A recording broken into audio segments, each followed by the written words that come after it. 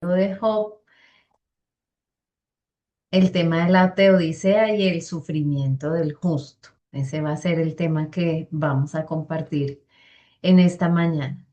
Pero antes de ello, pues vamos a orar, le vamos a entregar al Señor este tiempo, nuestra disposición para este encuentro. Así que les invito a todos a realizar esta oración. Amado Señor Jesús, te damos gracias por esta posibilidad de encuentro que nos das. Donde hay dos o más reunidos en tu nombre, tú también te haces presente. Queremos poner en tus manos este tema que hoy vamos a compartir, estas perspectivas del sufrimiento que puede que impacten directamente las experiencias que estamos viviendo o que viven personas a quienes amamos. Te pedimos que tus palabras iluminen nuestro caminar y puedan también ser luz para aquellos que están junto a nosotros. Que tu palabra nos transforme, nos lleve a construir cada día mejor tu reino, Señor. Que seamos agentes tuyos a donde quiera que vayamos. En tu nombre, Señor, estamos y en tu nombre permanecemos. En el nombre de Jesús. Amén. Bueno, les decía entonces que hoy vamos a realizar este segundo tema, desarrollar este segundo tema de la teodicea y el sufrimiento del justo. Así que en este libro de Job lo vamos a trabajar a través de tres puntos. Y es primero el problema del mal y la justicia divina. Un acercamiento, realmente es un tema que desde muchas disciplinas se estudia, se intenta comprender, se hacen posturas. Vamos a ver cómo se entiende desde la perspectiva de la Sagrada Escritura. Luego vamos a hablar de la teodicea en el Antiguo Testamento. ¿Por qué surge ese planteamiento desde el libro de Job de hacer un cuestionamiento sobre Dios y sobre su justicia? Y el tercer punto para la clase de hoy es un paradigma del sufrimiento del inocente desde el libro de Job. ¿Sí? Si otros habían hecho ciertas lecturas del sufrimiento del justo, pues cómo la va a proponer este libro que estamos estudiando. Entonces, para iniciar, quisiera compartir un video. Voy a poner el contexto primero del video. Y es que acá en Colombia, en una ciudad que es Cúcuta, en un colegio, un estudiante de bachillerato abusó de una niña de primaria. Eh, el acto no llegó a violación porque otros estudiantes se percataron de lo que estaba ocurriendo. Y entonces, pues evitaron que pasara algo más. Sin embargo, alcanzó a darse el abuso en esta niña muy pequeña con un estudiante de bachillerato. Y entonces sale el coordinador, ustedes se pueden imaginar cómo están los ánimos de los estudiantes, ¿no? Muy alterados, muy afanados por la situación.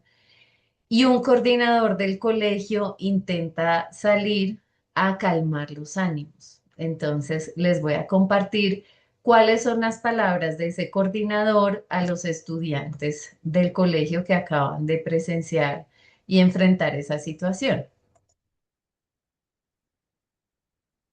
Que en 40 años que tenemos nosotros de estar acá nunca se había sucedido un problema de esto. Pero si Dios quiso que sucediera este problema, por algo será. ¿Cómo? Dios quiso, Claro, claro. todo en la vida es voluntad de mi Dios. Ahora el rector les va a hablar de... ¿Desde cuándo Dios es así? Vemos entonces la lectura desde la imagen de Dios que tiene esta persona. Y es que dice que si Dios quiso que sucediera esto, a lo cual los estudiantes replican, ¿cómo así que Dios quiso? Porque está diciendo eso. Y otros, él dice, pues sí, Dios quiso porque todo en la vida es voluntad de Dios, es la respuesta del coordinador. Miren la respuesta del último joven, le dice, ¿desde cuándo Dios es así?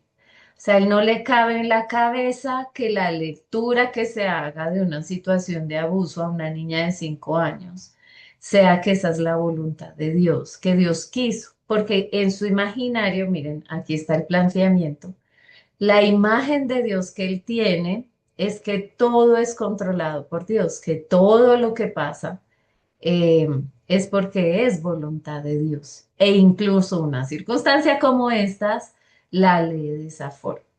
Hoy a qué nos vamos a enfrentar a esas imágenes de Dios que cada uno de nosotros tenemos, de cómo leemos el sufrimiento y de cuál es la propuesta que el libro de Job nos hace para hacer esa lectura, ¿sí? De cómo vemos a Dios cuando suceden circunstancias que se salen a veces de lo que nosotros podemos llegar a explicar y que desafortunadamente estas lecturas poco apropiadas le hacen daño mucho a la fe de las personas, especialmente, miren, de jóvenes que hoy hacen lecturas críticas y que no van a asumir una respuesta de esas. ¿Porque lo dice el coordinador, así es? No, el joven hoy no se va a pasar una idea de estas entero, sino que va a hacer una lectura crítica y va a decir, ¿usted por qué está diciendo eso? Entonces, este va a ser como el planteamiento en general que les invito a tener como esta apertura de Sí. que hoy vamos a desarrollar. De los 3 puntos que vamos a ir compartiendo, les invito a que a través del chat puedan ir formulando las preguntas que surjan y en la mitad y al final de la clase, pues vamos a ir dando respuesta a esas preguntas. Entonces, primer punto de los 3 de hoy, el problema del mal y la justicia divina. ¿Cómo el hombre ha reflexionado sobre este tema a lo largo de la historia de la humanidad? Entonces, aquí venimos a hablar de este aspecto que es la teodicea. Y no es solo un teólogo, es filósofo, matemático de 1710. Leibniz se hizo esas preguntas sobre cómo entender a Dios y cómo ver o qué imagen de Dios tener cuando nos enfrentamos al problema del mal. Su obra se llama así, Ensayos de Teodicea sobre la bondad de Dios, la libertad del hombre y el origen del mal. Cuando hablamos de teodicea, si la descomponemos, su etimología es theos, que viene pues de Dios, más dike, que es justicia. Entonces está haciendo una reflexión sobre la justificación de Dios en medio de el problema que nos enfrentamos siempre como humanidad, y es que el mal existe. No lo podemos negar, convivimos, lo enfrentamos, lo padecemos. Y cómo la creencia en Dios, en un Dios que es bueno, nos lleva a comprender entonces por qué el sufrimiento y por qué el mal. Entonces, esta teodicea, la definición es un intento de justificar la bondad y la omnipotencia y sabiduría de Dios frente a la existencia del mal en el mundo que Él creó. Sí, es cuando el ser humano se plantea eh, ese interrogante de si Dios es quien creó el mundo, quien creó a los seres humanos. Pues porque en medio de su bondad y de su sabiduría tenemos que enfrentar también un mal que causa daño, que causa dolor, que ocasiona sufrimiento. Y él pues va a acercarse a distintas posturas que quizás son cercanas para nosotros, como el tema del libre albedrío, para dar respuesta a ciertos tipos de males. Y pues como cierta aceptación de esa existencia del mal, aunque a veces pues no sea fácil llegarlo a comprender. Estas reflexiones, miren que hablamos de Teodicea pues desde hace algunos siglos, pero estas reflexiones sobre el mal son muy antiguas. Quizá algunos ya han escuchado el dilema de Epicuro, que es del 341 al 270, es este personaje antes de Cristo, donde se está haciendo la misma reflexión. Y él plantea un dilema en este sentido. Pues primero hace la afirmación, Dios es omnipotente, puede hacer cualquier cosa. Luego es Dios también benevolente, es perfectamente bueno y desea solo el bien. Sin embargo, el mal existe y nos enfrentamos al sufrimiento, a la injusticia y al dolor en el mundo. ¿Cómo entender ese dilema de un Dios que es bueno, que es omnipotente, pero que de todas formas nosotros tenemos que enfrentar el mal? Entonces él dice que hay una contradicción lógica, esa reflexión, ese dilema de Epicuro, ¿en qué consiste? Que dice, si Dios es todopoderoso y totalmente bueno, ¿por qué permite el mal? O entonces, si quiere eliminar el mal, pero no puede, entonces es porque no es omnipotente. O si puede eliminarlo, pero no quiere, entonces es porque no es bueno, ¿sí? Haciendo alusión a estas dos primeras afirmaciones. Hacemos estas dos afirmaciones, pero él lo cuestiona cuando, pues, inevitablemente nos enfrentamos a la existencia del mal. Y si puede y quiere, entonces, ¿por qué existe el mal? ¿Sí? Entonces, ¿por qué nos tenemos que enfrentar a ello?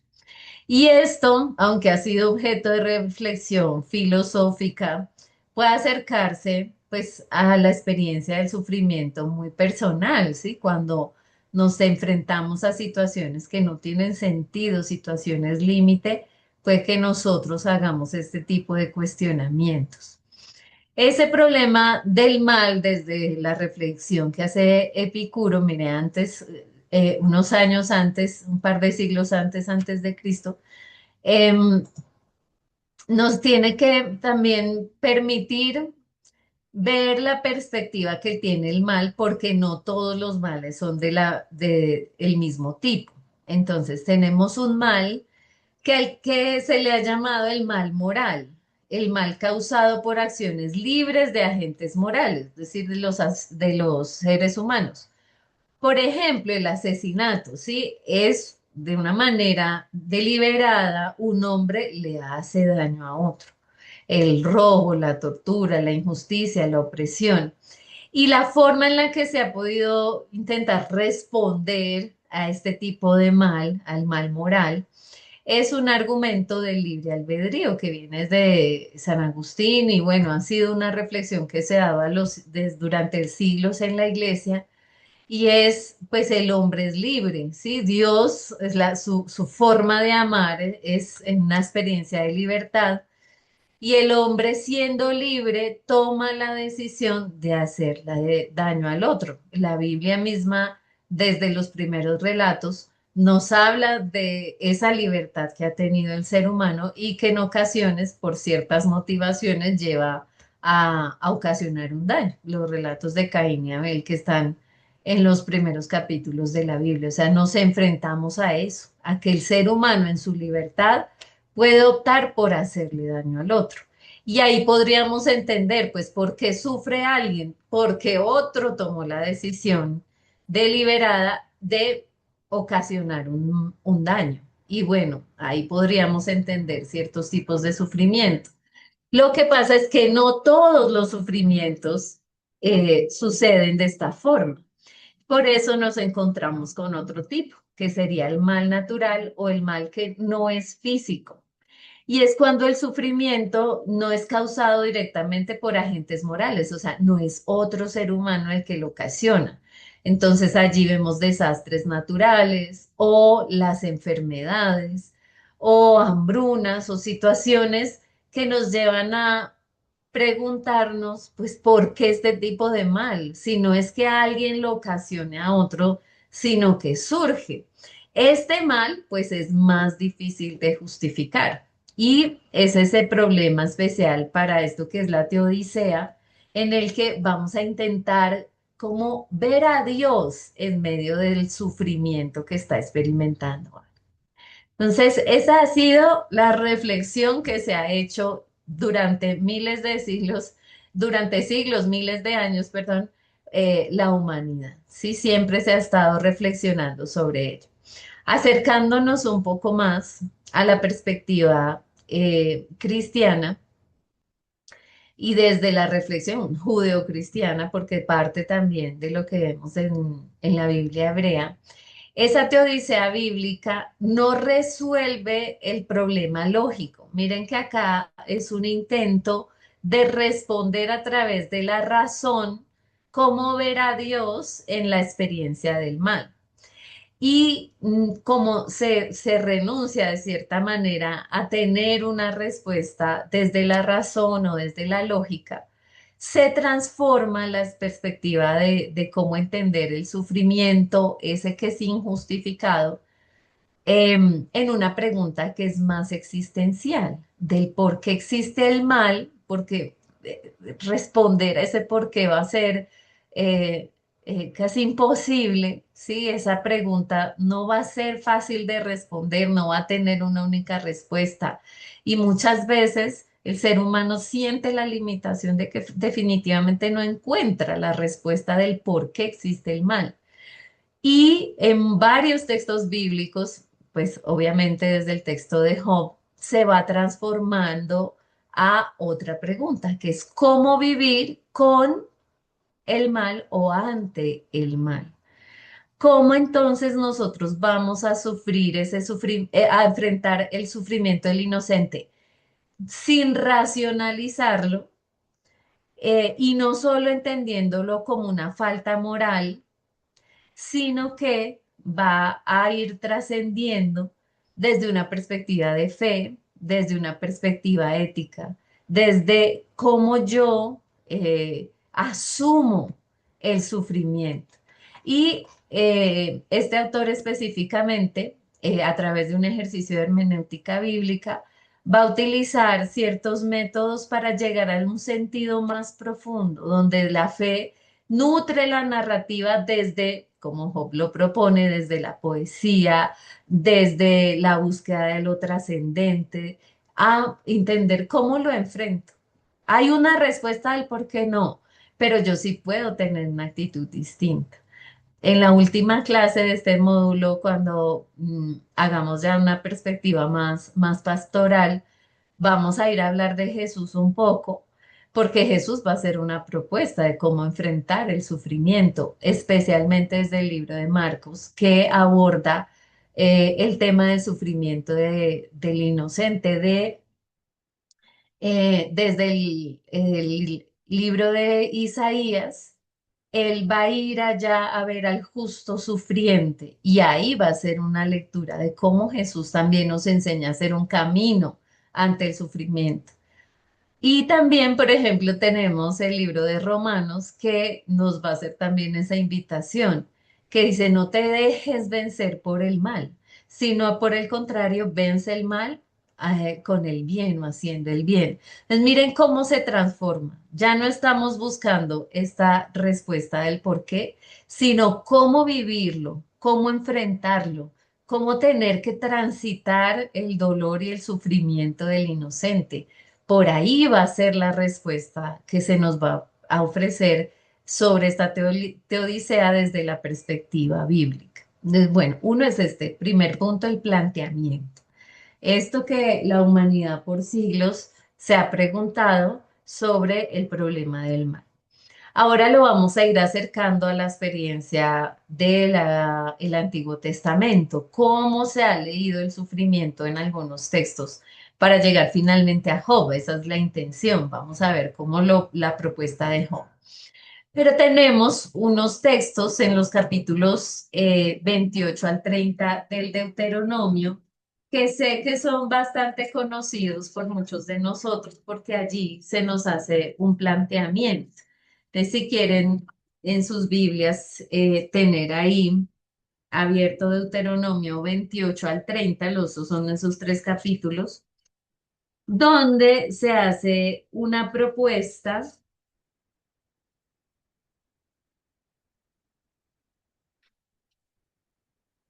de unas bendiciones y unas maldiciones que se ofrecen si se escucha de verdad la voz de Yahvé, cuidando de practicar todos los mandamientos que yo te prescribo hoy.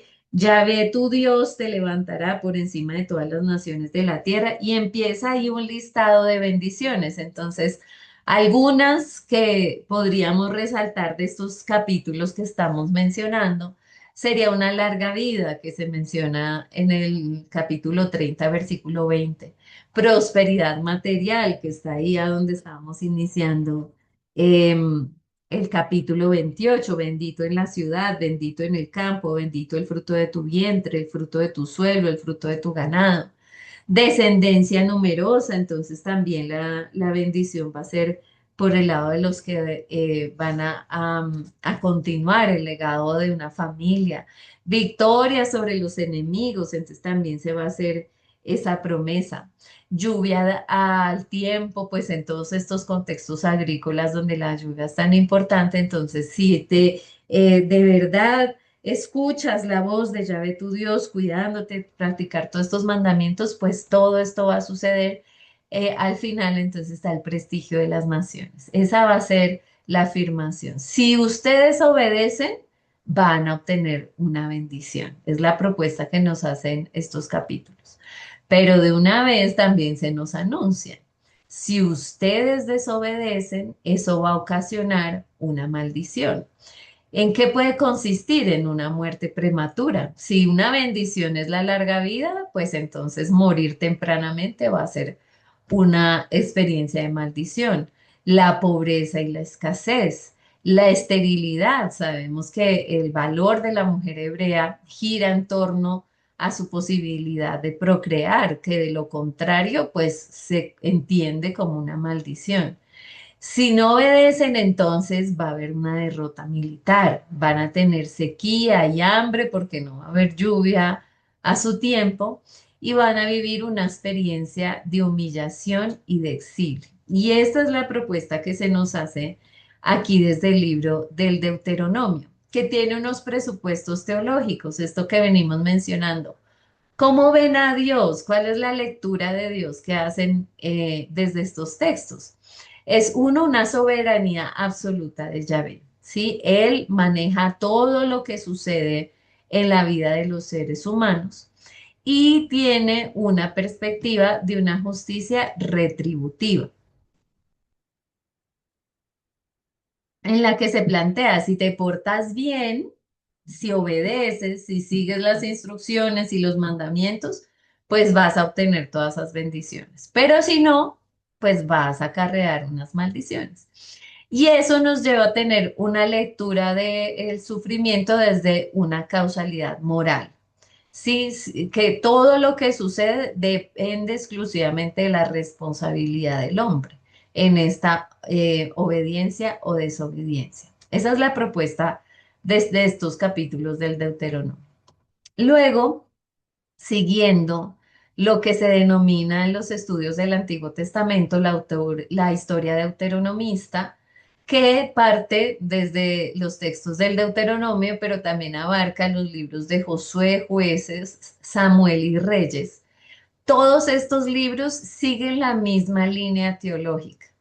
Sí, estos están, cuando fueron compuestos, sus redactores tenían dentro de sus líneas de cómo comprender a Dios, su justicia y el sufrimiento, esta misma perspectiva, en donde si ustedes hacen las cosas bien, pues obtendrán victorias y de lo contrario, pues van a sufrir. Y ese es el modelo que se nos propone allí en Jueces 2, del 11 al 19, que es un modelo cíclico, dice este texto. Entonces los israelitas hicieron lo que desagradaba a Yahvé, dando culto a los Baales, abandonaron a Yahvé, el Dios de sus antepasados que los había sacado de la tierra de Egipto, y siguieron a otros dioses de los pueblos de alrededor. Se postraron ante ellos, se irritaron hacia Yahvé. Abandonaron a Yahvé y dieron culto a y a las Astartes. Entonces se encolerizó Yahvé contra Israel, Los entregó en manos de salteadores que los despojaron. Los dejó vendidos en manos de los enemigos de alrededor y no pudieron ya sostenerse ante sus enemigos. En todas sus campañas la mano de Yahvé intervenía contra ellos para hacerles daño, como Yahvé se lo tenía dicho y jurado. Los puso así en gran aprieto. Entonces Yahvé hizo surgir jueces que los salvaron de la mano de los que los saqueaban, pero tampoco a sus jueces los escuchaban. Se prostituyeron siguiendo otros dioses y postraron ante ellos. Se desviaron muy pronto del camino que habían seguido sus padres, que atendían a los mandamientos de Yahvé, no los imitaron. Cuando Yahvé le suscitaba jueces, Yahvé estaba con el juez y lo salvaba de la mano de sus enemigos mientras vivía el juez, porque Yahvé se conmovía de los gemidos que proferían ante los que los maltrataban y oprimían. Pero cuando moría el juez, volvían a corromperse más todavía que sus padres, yéndose tras otros dioses, dándoles culto y postrándose ante ellos, sin renunciar en nada a las prácticas y a la conducta obstinada de sus padres. Miren cómo en este modelo cíclico que se nos ofrece en este libro de jueces, nos va a decir que Israel desobedece, por tanto esa desobediencia conduce a una opresión. Israel pide ayuda, Dios levanta un libertador, un juez, un caudillo. Es un estratega militar que va a hacer defensa de este pueblo frente a la amenaza de estos otros que quieren invadir, venir, saquear. Israel es liberado por la presencia y como la acción de este juez dentro del pueblo y vuelve Israel a estar en paz. Y si leemos completo el libro de los jueces, pues este ciclo se va a repetir una y otra vez, en la que va a afirmarse lo mismo que estábamos leyendo en Deuteronomio. Por su desobediencia, pues están viviendo las consecuencias.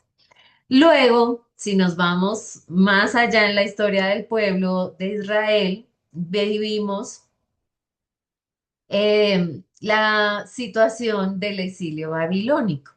Y esta que sí decíamos hace 8 días fue una experiencia fundamental para la reflexión, porque en esta etapa todo esto que ellos habían llegado a construir como promesa, su tierra, su identidad como pueblo, su templo, todo lo que ellos habían construido vuelve a tener un fracaso total. ¿Y cómo lo leen desde esta perspectiva deuteronomista?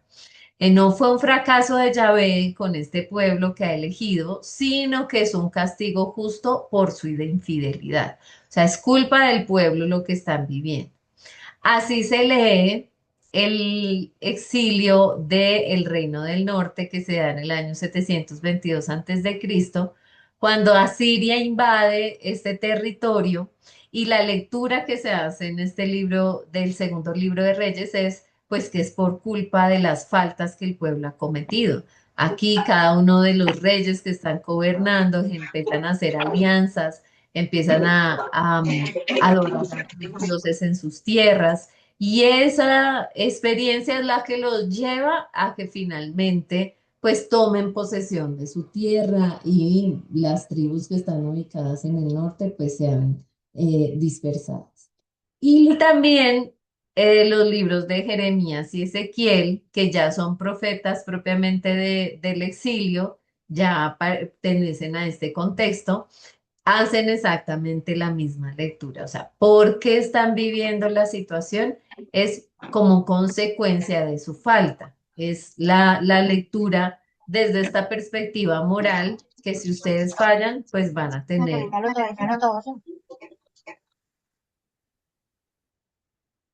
Pero miren que esta forma de leer a Dios y ver la vida empieza a tener ciertos contraejemplos en los mismos textos bíblicos, porque y surgen de una manera empírica, o sea, en la experiencia misma, en el vivir, se empiezan a dar cuenta que es la realidad, puede que contradiga esa teoría, que esa idea de que siempre cuando algo está mal es porque Dios está maldiciendo como consecuencia del pecado del pueblo, pues para todos no va a ser la respuesta. Entonces empiezan a darse cuenta que hay unos que son justos, esa es la idea, ¿no? La teoría, la enseñanza de esta lectura que hace la historia deuteronomista sobre el sufrimiento. Los justos prosperan, los malvados sufren. Sí, esa es la postura principal. ¿Cuál es la observación real en la vida, en lo práctico? Que los justos también sufren, hay justos que sufren y que hay malvados que prosperan. Y empiezan a escribir también algunos de estos redactores del Antiguo Testamento sobre esto. Entonces Jeremías va a decir en el capítulo 12, ¿por qué prospera el camino de los impíos? O sea, porque a ellos también les va bien. Habacuc va a hacer un planteamiento también en su libro. ¿Por qué contemplas a los que tratan con perfidia y callas? Habacuc es una protesta desde lo más profundo del ser humano y miren que la realidad es una realidad política de lo que está enfrentando el pueblo, pero él va a cuestionar el porqué de ese sufrimiento que está experimentando el pueblo. El Salmo 73, que a mí me llama mucho la atención, porque el salmista ora y expresa claramente que él está muy enojado porque él está viendo la prosperidad de los impíos. Y dice, tuve envidia de los arrogantes viendo la prosperidad de los impíos. Después el salmista va también a tener una experiencia de abandono confiado en el Señor, pero miren que no deja de expresar esa inconformidad y por qué a los malos les va bien, porque ellos están disfrutando, porque ellos tienen dinero, porque ellos se ven tranquilos y los justos sí tienen que experimentar dolor y sufrimiento. El libro de Eclesiastés también lo va a plantear. Un mismo suceso acontece al justo y al impío. Él en su, y bueno, ustedes lo van a estudiar acá en el diplomado, cuando expresa lo vanidad de vanidades, todo es vanidad, entonces empieza a relativizar todo y empieza a decir, pues lo mismo les pasa a los que hacen las cosas bien, a los justos, a los que obedecen, que a los malvados, que a los impíos, que a los que no obedecen. Les pasan las mismas cosas. Y entonces vemos que miren, no solo Job, porque ya vamos para Job, sino que otros textos bíblicos también cuestionan esta idea retributiva, que los justos prosperan y los malvados sufren, pues, pues no siempre. En la práctica, pues no, no, yo también veo a malvados que prosperan y a justos que sufren. Entonces, ¿cómo entonces entiendo a Dios en esto? Entonces, miren cómo el libro de los Salmos es de los que más van a hacer este planteamiento, porque contiene aproximadamente 60 salmos de lamentación, casi un tercio del total de los salmos. Y este es que un género literario dentro de los salmos. Hay salmos de agradecimiento, salmos de las subidas cuando iban en peregrinación a Jerusalén, entre, bueno, varios géneros. Y en este es una queja ante Dios, que es litúrgicamente legítima. Sí, que el que experimenta esa tensión no lo calla, sino que comunitariamente, porque los salmos se componen para ser cantados, va a suscitar este lamento y va a decir, todo esto nos ha sobrevenido sin que nos hayamos olvidado de ti, porque escondes tu rostro.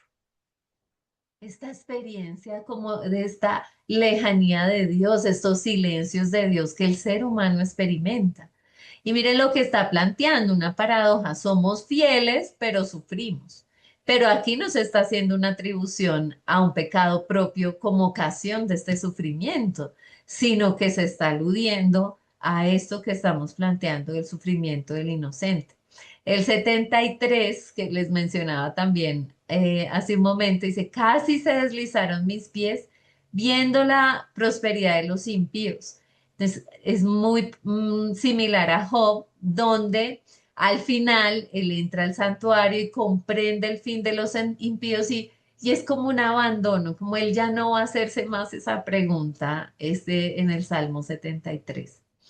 Y el Salmo 88, que es quizás el más oscuro de estos salmos de lamento, porque hace una expresión como has alejado de mí amigos y compañeros y mi único amigo son las tinieblas. Este quizás es el único salmo donde no hay una conclusión esperanzadora, sino que termina en oscuridad, o sea, es un solo lamento. Cuando vemos esto, nos damos cuenta que esa protesta y que ese cuestionamiento sí se legitima dentro de la historia del pueblo de Israel, que la Biblia hebrea no esconde, que el ser humano se pregunta si esa forma de leer la vida y leer a Dios pues es la única, porque aquí ya lo están cuestionando. Entonces, este sería nuestro segundo punto. ¿Cómo lo han abordado en el Antiguo Testamento? Para ahora desarrollar de manera más amplia cómo lo lee el libro de Job. Ese paradigma del sufrimiento del inocente. Ya vemos que la humanidad ha planteado esta reflexión durante siglos, que la Biblia tiene una postura que es retributiva. Si te portas bien, te va bien, si te portas mal, te va mal. Ah, pero que algunos la cuestionaron, porque no toda la vida se puede leer así. Y entonces llega este libro de Job que nos va a hacer profundizar en cómo entonces él va a hacer un planteamiento, qué propuesta, qué enseñanza va a ofrecer al respecto. Entonces, lo primero es que este libro no es una apología a la virtud de la paciencia. A veces hemos escuchado el paciente Job, porque quizá en otros textos pues se hace alusión así a esta actitud, pero miren que esa paciencia a veces ha sido entendida más como resignación o pasividad frente al sufrimiento. Y bueno, ya vamos a ver que hay como dos versiones de Job en el libro completo que nos lleven a ampliar y a entender que esa protesta que acabamos de ver en los Salmos, pues también va a estar aquí presente. Y que, como planteábamos hace 8 días, se conoce muchas veces al personaje, pero no al libro. O sea, conocemos los capítulos 2 y el final feliz, pues que nos gusta mucho, pero desconocemos el interior, que es donde está este aporte de la teología que Job ofrece. Es un cuestionamiento humano. No, hace 8 días lo planteábamos y surgieron varias preguntas. Si era una situación particular de un personaje de la historia que nos estaba narrando sus crónicas y no es así. Es en una literatura sapiencial, nos está contando una experiencia del ser humano universal. Hace 8 días terminamos la clase viendo cómo en otras culturas surgieron el mismo tipo de escritos donde se hacía este planteamiento del sufrimiento del inocente a través de un diálogo con amigos, o sea, en un escenario bastante similar al libro de Job. Y responde a una pregunta que la humanidad se ha hecho, entonces es más una experiencia universal. Y nos va a enfrentar a tal vez una idea que ha estado presente en la experiencia de fe cristiana y es a veces a sufrir calladamente. Sí, a no cuestionar, porque entonces pareciera que no tenemos fe si nosotros estamos haciendo un cuestionamiento sobre las situaciones que vivimos. Y ese silencio a veces se convierte en un silencio cómplice frente a las injusticias sociales. Sí, entonces aquí se nos está planteando, es legítimo que nosotros podamos alzar la voz y preguntarnos. Y como ahorita decía, y transitar ese cuestionamiento, intentando iluminar esa experiencia con la revelación que Dios nos ha dado en la Sagrada Escritura, pero no callarlo, no negar que nosotros nos hacemos esos cuestionamientos. Entonces, el sufrimiento del inocente que intenta responder esa pregunta, ¿por qué sufre quien es justo? y cómo hablar de Dios cuando enfrento el sufrimiento y cómo comprender la justicia de Dios. Porque, y miren que esta experiencia surge desde muy pequeños. Los niños, cuando se sienten frustrados porque no se les da lo que quieren, dicen, es que no es justo. Esa sensación y ese deseo de justicia aparece muy temprano, sin a veces hacer reflexiones tan elaboradas como se hacen en la vida adulta. Pues los adultos también, cuando nos enfrentamos a una enfermedad, una situación que no esperamos, un accidente, algo inesperado, no es justo, no es justo que esto pase. Y ese va a ser el planteamiento, cómo entender la justicia de Dios en medio de un dolor, un sufrimiento que no se merece. Entonces, hace 8 días hacíamos énfasis en cómo a través de los métodos diacrónicos hemos entendido que este texto tiene varias capas y está escrito en un lenguaje diferente. Hablábamos que en los primeros 2 capítulos está el prólogo escrito en prosa, que es un relato que no sigue una métrica, sino que nos está contando una historia y que al final está exactamente este mismo género y que por eso entendemos que quizá esto provenga de esos otros textos con el que el pueblo de Israel pudo haber tenido contacto cuando estuvo en Babilonia. Pero que, y acá, bueno, cuando estudiamos el prólogo y el epílogo, vemos una perspectiva de un Job más piadoso, ese que resiste, ese que no se va a levantar en contra de lo que le está pasando, sino que tiene una actitud mucho más de aceptación del sufrimiento, mucho más piadosa. Esa es la que se ofrece en estos textos, capítulo 1 y 2, y bueno, al final, donde ya se nos cuenta el desenlace. Pero pues el libro no es solo eso, el libro son todos estos capítulos. Y cuando vemos lo que pasa en los diálogos con los amigos, en los descargos que hace Job, vamos a ver allí a un Job más contestatario, donde se va a levantar y decíamos hace 8 días y va a decir, maldito el día en que nací. Pues ese no se me parece tanto al Job piadoso del 1 y 2, sino que va a hacer un planteamiento y un cuestionamiento de por qué estoy sufriendo yo si no lo merezco, similar a estos salmos que estábamos leyendo. Y aquí, en esta parte del libro, en esta sección, es donde vamos a encontrar una dimensión más profunda respecto al sufrimiento, ¿sí? Allí es donde vamos a encontrar muchas más formas de entenderlo desde la propuesta que nos hace este libro, y que seguramente va a ampliar esas miradas que están más marcadas en nuestras teologías, la historia deuteronomista y la lectura deuteronomista del sufrimiento, que la que nos hace Job, la propuesta que él hace. Entonces, bueno, voy a hacer una pausa para que aquí ya vamos a arrancar con los detalles de cada uno de estos Job, para ver si hay preguntas en el chat e ir dando respuesta a lo que haya surgido en este momento. Consecuencias del pecado en el hombre, pecado es pecado y tiene sus consecuencias. Bueno, ya y desde la perspectiva del mal moral, les decía, hay 2 tipos de sufrimiento, el que se ocasiona por un agente moral, el que hablábamos, asesinatos, robos, un daño que un agente moral, es decir, que un ser humano causa a otro. Y ahí se entiende el porqué del sufrimiento. Pero no todo el sufrimiento se puede leer de esa manera. Bueno, Michael nos propone el mal es ausencia de Dios en el corazón humano. Algunos son consecuencias. Este es el punto, que no todo el sufrimiento es consecuencia del mismo ser humano. ¿Cómo leer una enfermedad? ¿Cómo leer que un niño nace enfermo? Entonces empezamos a intentar justificar una situación como esa con ideas que tenemos sobre Dios, pero que no necesariamente se responden a la luz del Dios de Jesús.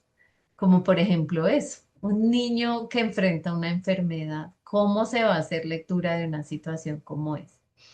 La Biblia sostiene que tenemos que vencer el mal haciendo el bien, que es como lo que nos propone Paul Ricoeur cuando hace esta perspectiva de cómo, más que entender un porqué, es cómo lo vamos a enfrentar.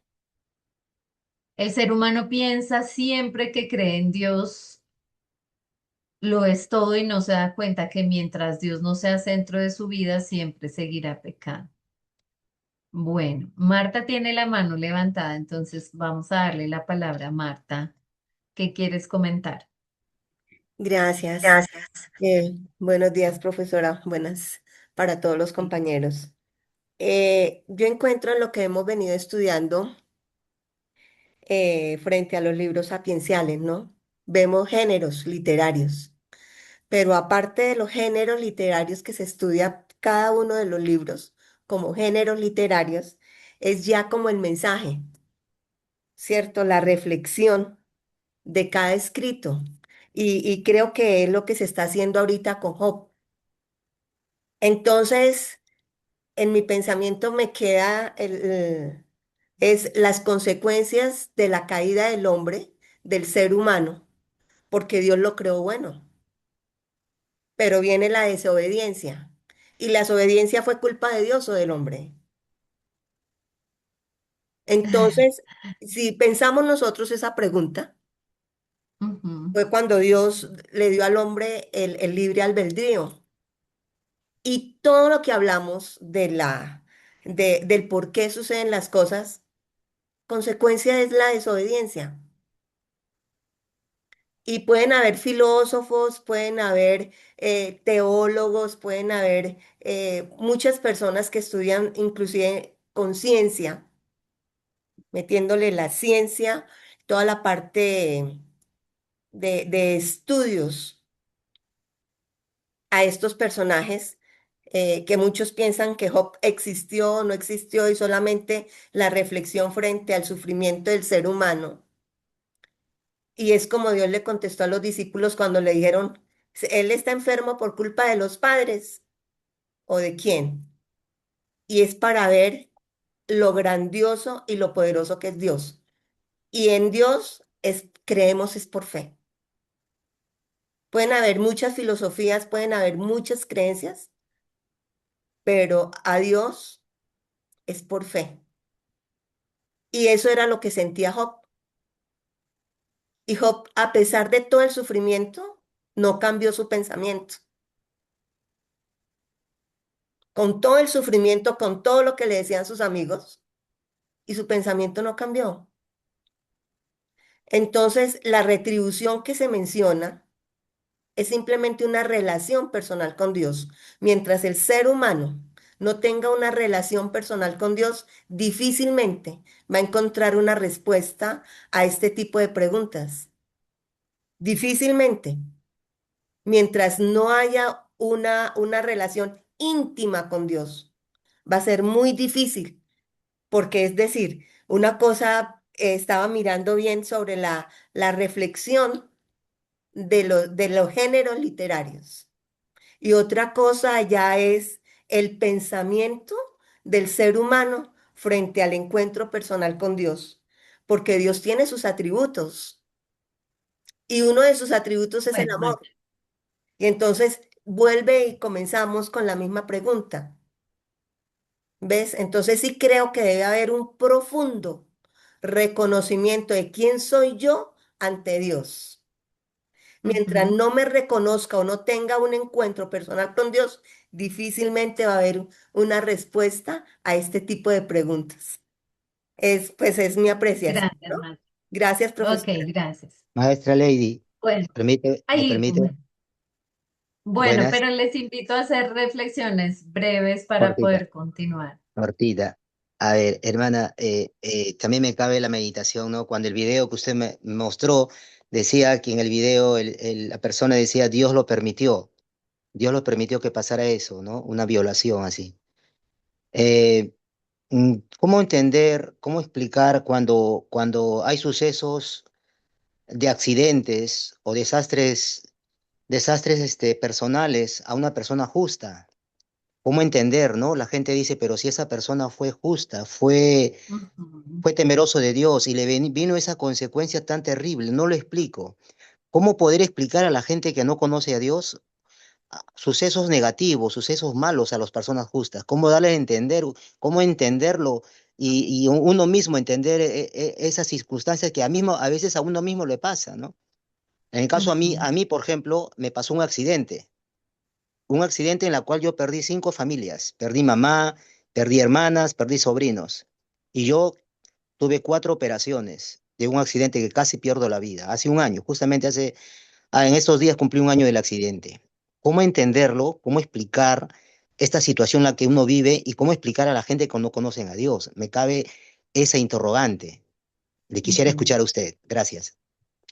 Bueno, David, gracias por compartirlo y honramos pues la situación que compartes, pues porque sabemos que es una experiencia muy profunda de sufrimiento. Entonces, frente al planteamiento de Marta y de David, pues Marta nos plantea, y miren, yo entiendo que a veces escuchar este tipo de reflexión pues genera un choque, porque nosotros hemos entendido el sufrimiento siempre de una manera. Y ese era el planteamiento que yo hacía. No todo el sufrimiento se puede entender igual. Y precisamente es lo que Job va a proponer. Si él era justo, ¿por qué sufre? Porque es que nosotros estamos acostumbrados a leer la vida de una manera retributiva. Sufre pues porque pecó y entonces esa es la consecuencia de su pecado. Pero no siempre. Miren que con mucho respeto retomo lo que nos comparte David. Es que David nos está planteando exactamente este escenario del sufrimiento del inocente, del que camina con Dios. Yo no puedo decir que el que sufre es porque no está junto a Dios. Esa afirmación, pues primero que nadie podría llegar a hacer un juicio sobre si alguien sigue o no a Dios y por eso sufre o no sufre. No somos quien para hacer un juicio como ese. Pero que además vemos que en la vida real tenemos aquí uno entre nosotros que nos dice, yo he caminado con Dios y he enfrentado una pérdida, un dolor tan grande como la muerte de seres queridos y de tantos al mismo tiempo. David, mira, con mucho respeto, te voy a decir, tenemos que seguir caminando en la reflexión que vamos a hacer. Dentro de 8 días la clase va a tener más una perspectiva desde la respuesta.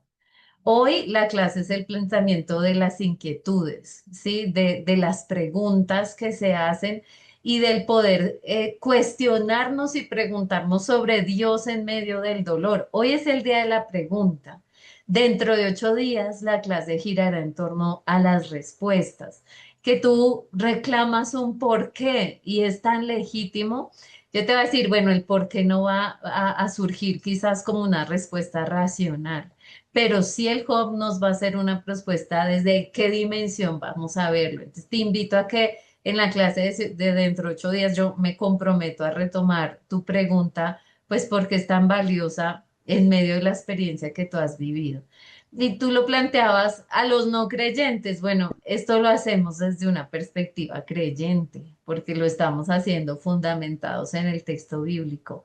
Quizás otras ciencias puedan tener una respuesta de consuelo y de esperanza en medio de esa situación. Aquí, pues la perspectiva sí es de la adhesión a, al Dios que conocemos a través de la Sagrada Escritura y sobre todo que se nos revela a través de Jesús. Porque es que nosotros lo vivimos desde una experiencia cristiana que Job va a ser como un preámbulo de lo que después Jesús se nos va a revelar en cómo enfrenta él también el sufrimiento. E insisto, desde lo que estamos hablando, no todo el sufrimiento es igual. Y eso es el primer planteamiento. No lo podemos leer de la misma manera, porque hay situaciones que quizás esta teología retributiva va a funcionar. pero en otras no. Y por eso tenemos que abrirnos a esa reflexión que se plantea dentro de los redactores de la Sagrada Escritura. Yo hice un recuento tomando y entendiendo que esta no es una pregunta que surge solo acá, que otros también han intentado responder, pero que nosotros vamos a encontrar una manera de verla desde esta propuesta que hace el libro de Job. Bueno, hay varias manitos levantadas. Voy a dar unos minuticos para escucharles, pero pues espero que sean breves para poder continuar, porque nos falta todo el desarrollo de lo que pues Job ofrece, como primero una pregunta y dentro de 8 días una respuesta. Entonces, Sebastián. Profe, buenos días a usted, a los compañeros que están aquí. Nada, pues con respecto al planteamiento de Job con sus preguntas y cuestionamientos, creo muy interesante. Nos abre un panorama respecto del sufrimiento del justo, como decía usted hace un rato. Y quería aportar de una manera muy corta que es un planteamiento que aparece a lo largo de toda la Biblia, ¿no? Job como el primer libro que se escribe o del que tenemos la percepción de que se escribe Dios de entrada, nos abre un panorama respecto de la humanidad misma, en sus pensamientos de lo que sería o tendría que ser la vida. Y Job es ese ejemplo particular del hombre que está siendo justo, pero siendo un justo que sufre. Y en los evangelios me encanta cómo el Señor nos va a volver a recordar pues planteamientos de esta índole, ¿no? Me gusta cómo Pedro va a decir que si el justo con dificultad se salva, pues dónde aparecerá el impío y el pecador, pero nos lleva a entender que de modo que los que padecen según la voluntad de Dios encomienden sus almas al Creador. Entonces que hay un padecimiento, según Pedro dice, es según la voluntad de Dios. Pablo a Timoteo también le va a decir que todos los que quieran vivir piadosamente tendrán que padecer persecución. Y creo que es algo que no es ajeno a nuestra naturaleza con respecto a estos planteamientos del dolor, del sufrimiento. Hace parte de lo que es nuestra vida y en Cristo pues vamos a encontrar el justo que padece por los injustos, ¿no? De una Ajá. forma muy excepcional. Así que muy bonito el planteamiento. Con respecto a lo que decía el compañero también, apenas nuestro compañero usó ese ejemplo del cual decimos todos, pues nos sentimos de alguna manera. Isaías 57 tiene un texto muy lindo que dice que perece el justo y no hay quien piense en ello, y los piadosos mueren y no hay quien entienda, pero que delante de la aflicción es quitado el justo y entrará en paz y descansarán en todos sus lechos. Entonces creo que puede traer algún refrigerio a nuestra alma al pensar que Dios tiene en cuenta ese dolor y ese sufrimiento del justo. Un abrazo para todos. Gracias, Sebastián. Retomando lo que dice sobre Jesús en los evangelios y Pedro, porque cuando están los anuncios que se da, anuncios de la pasión, por ejemplo, en Marcos hay 3 anuncios de la pasión, y en uno de ellos que Jesús le dice es que tengo que sufrir, ¿sí? Y hace este planteamiento del sufrimiento y que Pedro se lo va a llevar aparte y le va a parecer un escándalo que Jesús le diga eso. Y Jesús, ¿qué le va a decir? Apártate de mí, Satanás. Sí, porque no son tus ideas, sino las de Dios. O sea, ¿por qué? Porque la idea de ellos es imposible que tú sufras. ¿Cómo vas a sufrir? No, porque el justo no sufre. ¿Y Jesús qué va a hacer el planteamiento? Sí, o sea, sí va a ser un camino y por eso, miren, el Evangelio de Marcos va a iluminar esa experiencia, porque él va a leerlo a la luz del profeta Isaías como el siervo que sufre. O sea, sí es posible, pero hay poder, es la posibilidad de darle un sentido al sufrimiento y a ese que vivió Jesús. Y eso ilumina poderosamente nuestra experiencia creyente. Sí, a la luz del mismo Jesús. Entonces, ¿por qué era hija de Dios? Porque era el Mesías que ellos esperaban. ¿Cómo es posible que vas a sufrir? Sí es posible. Eso es lo que Jesús les va a enseñar y de una manera pues bastante enfática como le responde a Pedro. Bueno, gracias Sebastián. Norberto. Sí, bendiciones, maestra. El tema es muy interesante y si nosotros vemos, voy a tratar de ser breve, de verdad, cuando Dios llama a Pablo del encuentro que tiene con el apóstol Pablo, el Señor le dice a Ananías que ese hombre va a saber cuánto es necesario, ¿verdad?, sufrir por el Evangelio, ¿verdad? En ninguna parte de la Biblia esconde, y como usted dice, está el día de pregunta.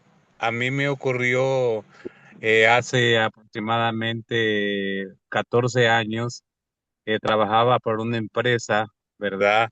Había un bus que nos jalaba, éramos 30 que íbamos en el bus, y se coló un asaltante.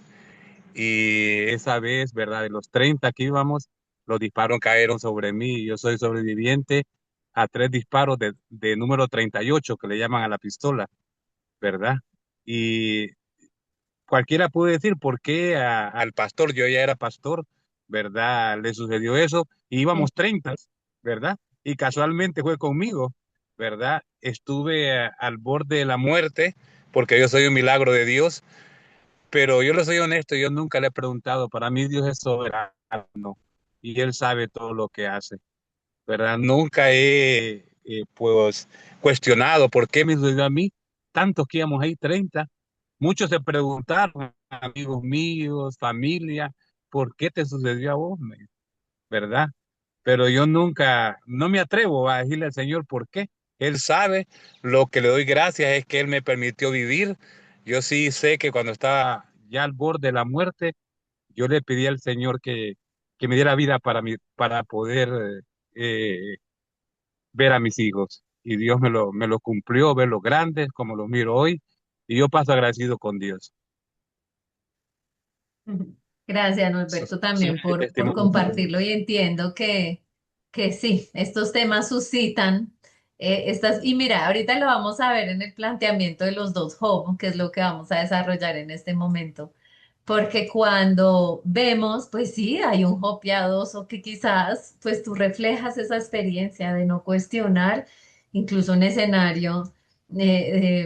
Pues tan enigmático como pues que seas tú el único afectado donde hay tantas personas siendo tú ya una persona creyente. Entonces es precisamente quizá lo que refleja este primer Job que vamos a ver en los capítulos 1 y 2, pero quizá otros nos podamos identificar con el Job que aparece en los capítulos 3 al 37, donde quizás sí hay ese cuestionamiento como también está en los Salmos. Bueno, finalmente Gisela.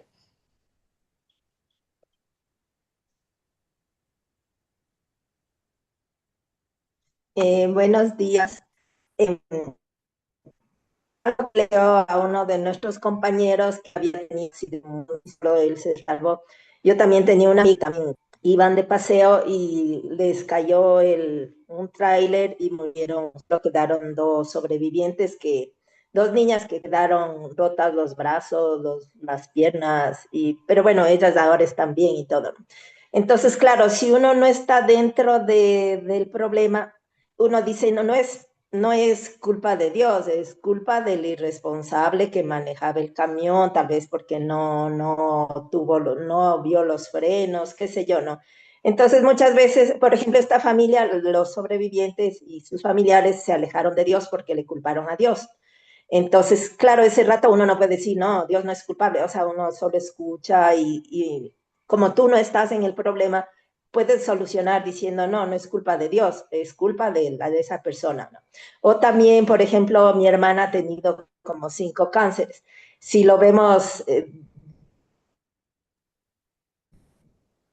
podemos decir por qué cáncer también, ¿cierto? Pero si en la psicología te dice muchas de las enfermedades, no dice los Gisela, está fallando tu problemas internet porque es y no te histérica, estamos que es grave, pudiendo. no sé. O sea, si ve fue Gisela, en esto está del caso fallando de tu internet. de los cánceres, uno apagó. Sí, eso, tal vez sin la cámara te funciona mejor porque no te pudimos escuchar al final. Estabas compartiendo la situación de tu hermana. Entonces, Entonces, mi hermana tenido como cánceres, entonces, ¿por qué es injusto si es una persona buena? Pero psicológicamente uno puede decir, o sea, las razones muchas de los cánceres porque no han resuelto problemas familiares, por su autosufrimiento. Entonces, claro, si uno ve fuera, uno puede decir, no, es que no es culpa de Dios, es culpa de pronto de uno mismo que toma las cosas muy no, pero entonces eso también da un poco de eso que a veces uno dice no, estuvo en el momento equivocado a la hora equivocada y de pronto ese carro fue el aplastado y no los otros carros por este tráiler, ¿no es cierto? Entonces, claro, nosotros culpamos a Dios, pero si vemos externamente decimos, no, no es culpa de Dios, es culpa por esta situación, ¿no? Eso. Ujú. Gracias, Gisela. Evidentemente, frente al sufrimiento, una de las primeras reacciones del ser humano es buscar culpables. Y en el ejemplo del video, pues es algo así.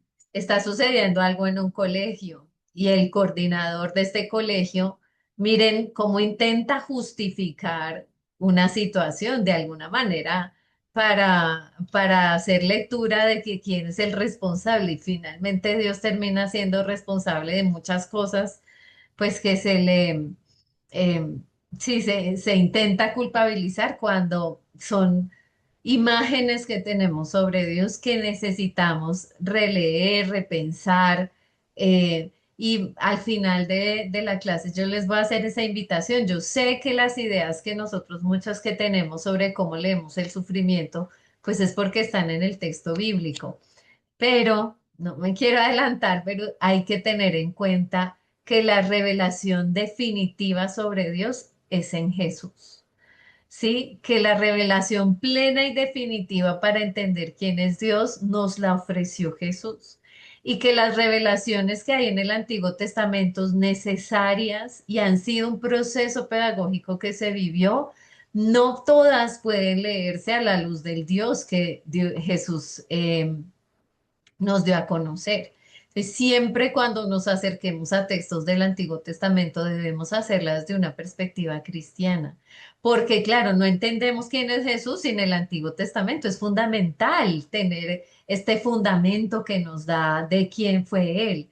Pero nosotros como cristianos, cuando vamos al Antiguo Testamento, tenemos que leerlo desde esta perspectiva del Dios de Jesús, del Dios que Jesús nos da a conocer. Ese va a ser un contraste que nosotros siempre vamos a tener que realizar. Bueno, un poco terminando esta reflexión de las preguntas, pues vamos a continuar en la que yo les hacía un planteamiento. Tenemos dos tipos de Job. Ahora Norberto nos compartía su propia experiencia, que honro de verdad cada una de sus historias. Y vemos que hay personas que pueden tener esta actitud de un Job más piadoso, pero que no podemos desconocer que hay ciertas situaciones y también ciertas personas que pueden enfrentar el dolor y el sufrimiento desde esta visión de un Job más contestatario. Entonces vamos primero con el Job piadoso, que se nos plantea en los capítulos 1 y 2, que es el prólogo del libro.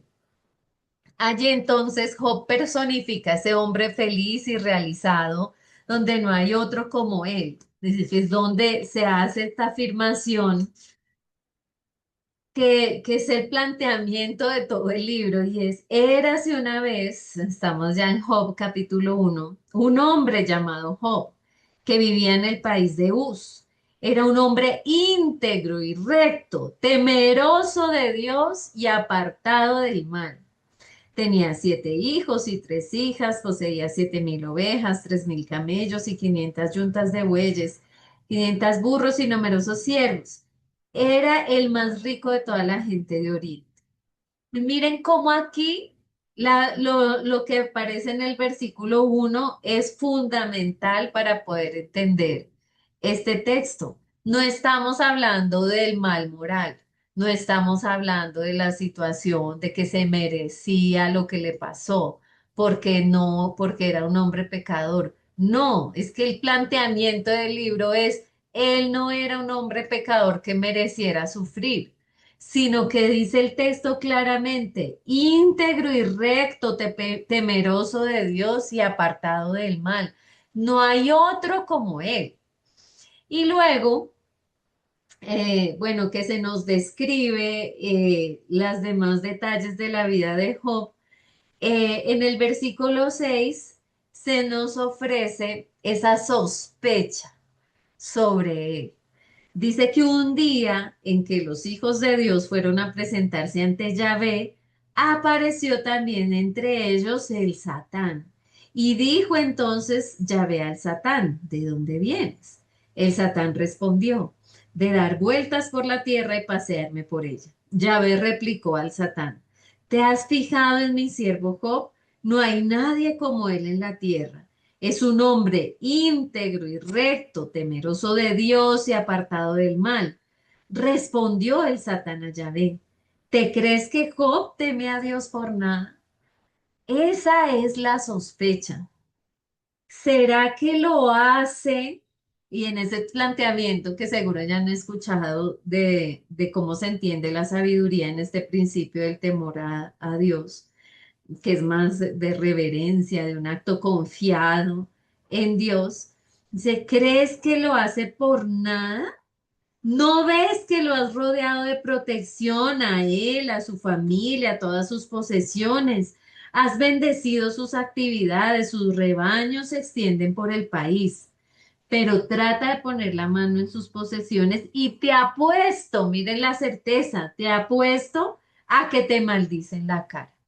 Se presenta esa sospecha. No es posible que él lo haga, que sea fiel, que tema a Dios, que sea un hombre justo y que lo haga de una manera desinteresada. Pero ¿qué hará Job? Si Job es un hombre libre, ahora Marta nos compartía en su planteamiento, es que el amor de Dios que se propone desde estos escritos que narran los orígenes de la humanidad, se plantea el amor en libertad. No es un amor condicionado, es el amor libre. Y en esa libertad, pues el hombre a veces puede optar por lo que es bueno o por lo que no. Él es libre y puede decidir cómo responder a ese cuestionamiento, a esa sospecha. Luego se narra a partir del versículo 13 todas sus desgracias, le llueven los males en cascada. Empieza que llegó donde Job y estaban sus bueyes arando, sus burras pastando al lado, versículo 15, y de pronto han caído sobre ellos los sabeos y se los han llevado después de haber matado a los siervos a filo de espada. Solo yo he podido escapar para contar. Hay una fórmula que se va a repetir, que es esta expresión al final. Todavía está este hablando cuando llegó otro con el siguiente mensaje. Ha caído del cielo fuego de Dios y ha pegado fuego y consumido a las ovejas y a los pastores. Solo yo he podido escapar para contártelo. Versículo 17. Todavía estaba este hablando cuando llegó otro con el siguiente mensaje. Los caldeos divididos en tres grupos se han echado sobre los camellos y se los han llevado después de haber matado a los siervos a filo de espada. Solo yo he podido escapar para contártelo. Y todavía estaba este hablando cuando llegó otro con el siguiente mensaje. Tus hijos e hijas estaban comiendo y bebiendo en casa del hermano mayor y de repente un viento huracanado del otro lado del desierto ha embestido contra los cuatro ángulos de la casa que se ha derrumbado sobre los jóvenes y han muerto. Solo yo he podido escapar para contarte. Se levantó Job, rasgó su manto y se rapó la cabeza, que es una señal de lamento, y después cayó en tierra en actitud humillada y dijo, desnudo salí del seno materno y desnudo volveré a él. Yahvé me lo ha dado y Yahvé me lo ha quitado. Bendito sea el nombre de Yahvé. Miren cómo acá la respuesta de Dios, de Job, perdón, es desde esta perspectiva de fe que Dios no le merece rechazo ni desconfianza. A pesar de todo eso que ha vivido, él se mantiene firme.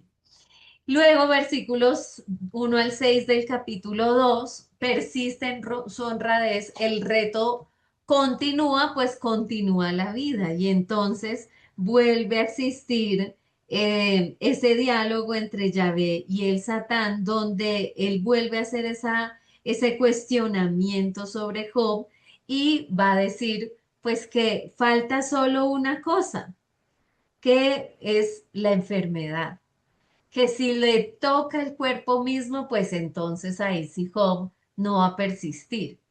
Y Job, que es herido, con llagas en su cuerpo, pierde el honor social, pierde lo que le queda de dignidad hasta ese momento.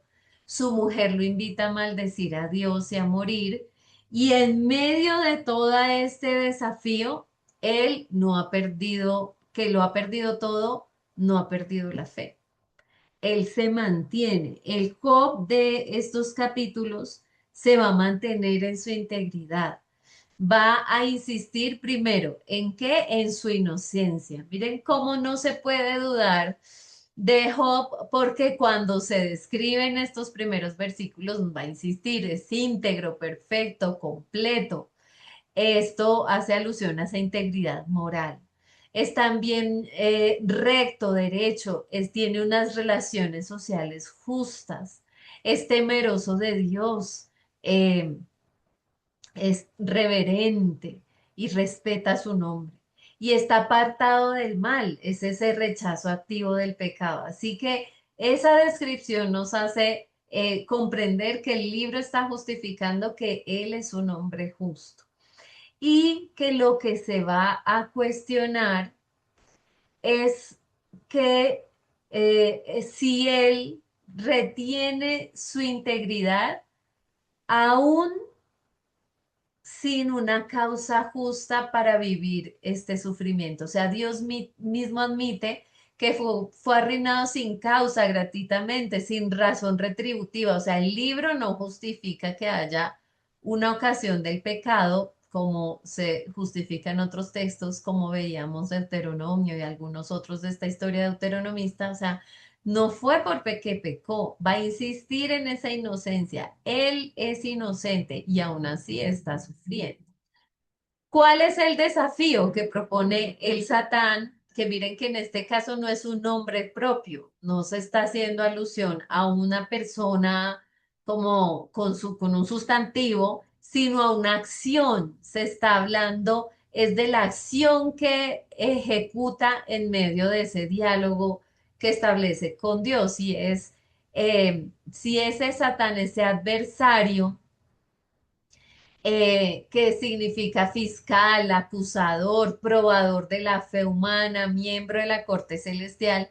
No es el diablo que la teología cristiana posterior quizá llegó a reconstruir, sino es una función de acusar. Y esa acusación está alrededor, si es que acaso teme Jehová Dios en balde, ¿qué quiere decir? Gratuitamente, desinteresadamente. Y el planteamiento es este, ¿es posible una fe desinteresada? Si es posible que se siga a Dios de una manera desinteresada. El argumento del acusador del Satán, ¿cuál va a ser? Que la piedad de Job no es desinteresada y que él es tan justo es porque Dios lo ha protegido y prosperado, pero que si le quitan los beneficios va a maldecir a Dios.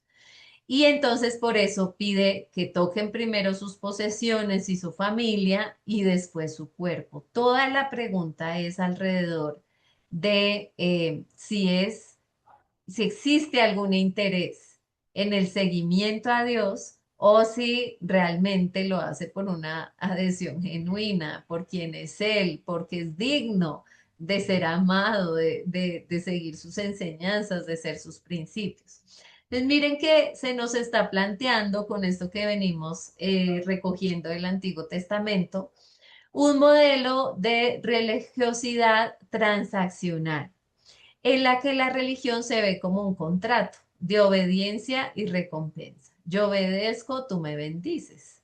Y la fe es solamente instrumental, es un medio para obtener bienes. ¿Sí? Te sirvo para que me bendigas, te sigo y creo en ti porque pues voy a estar bien. Y si no lo hago, pues qué miedo, me va a ir mal. ¿Sí? Entonces, este es un modelo más transaccional. ¿Qué se nos está planteando? ¿Cuál es el cuestionamiento que está haciendo acá el Hasatán sobre la vida de Job? Si es que acaso puede existir un modelo de gratuidad, de gracia, diríamos, en la que la religión no es un contrato, sino es una relación. Y existe un amor personal desinteresado, una fe intrínseca en la que se ama a Dios como fin en sí mismo, ¿sí? O sea, el seguimiento, la adhesión es el fin en sí mismo, porque eres digno, yo te sigo, yo te sirvo, yo me adhiero a ti por amor, no por interés, no como una transacción. Que vemos que, claro, hay textos y hay propuestas de religiosidad que incluso encontramos en textos bíblicos en donde se hay un modelo más transaccional, pero que Job nos empieza a hacer este cuestionamiento. Y de nuevo, en el Nuevo Testamento esto también va a ser planteado. No es que es por gracia, no es por mérito, es porque Dios te ama porque te lo mereces y por eso te bendice, o Dios te ama porque es Dios y porque quiere amarte y porque ese es su deseo. Pero nosotros miren cómo a veces no somos capaces de sabernos y sentirnos amados, entonces creemos que es por mérito. Yo tengo que merecerme que me ame. Entonces me porto bien, con mucho miedo y con ganas de que todo me salga bien y no me reconozco amada porque sencillamente Él me ama así como soy.